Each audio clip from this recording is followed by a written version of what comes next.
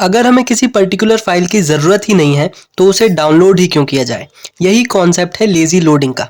आओ इसे एग्जाम्पल के थ्रू समझते हैं। जैसे इस वेबसाइट में हमने 3 पेजेस बनाए हैं, होम, स्टोर और अबाउट। अब क्योंकि अभी तक लेजी लोडिंग नहीं यूज़ किया है तो हमारा ब्राउज़र सारे के सारे कोड को एक साथ डाउनलोड कर लेगा, जैसे कि तुम इंस्पेक्ट पे जाके चेक कर सकते हो।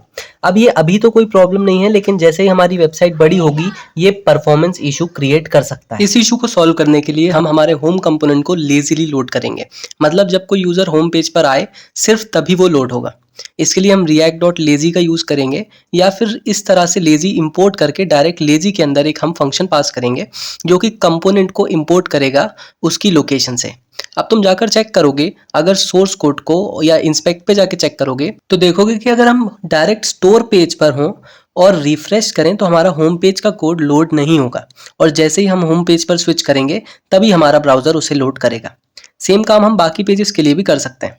बट अभी जैसा तुमने देखा कि होम पेज पर कुछ शो नहीं हुआ, वो इसलिए क्योंकि रिएक्ट को हमने बताना पड़ेगा कि हम किन कंपोनेंट्स को लेजी लोड कर रहे हैं।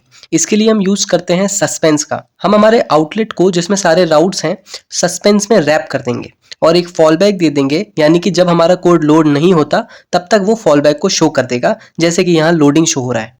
अब क्योंकि ये कोई असिंक्रोनस कॉल नहीं था, इसलिए मैंने एक सेट टाइमर का यूज़ करके 1 सेकंड का डिले दिया है, जिससे तुम लोडिंग स्टेट को क्लियरली देख सको। आई होप समझ में आया होगा। मिलते हैं अगली वीडियो में। Thanks for watching.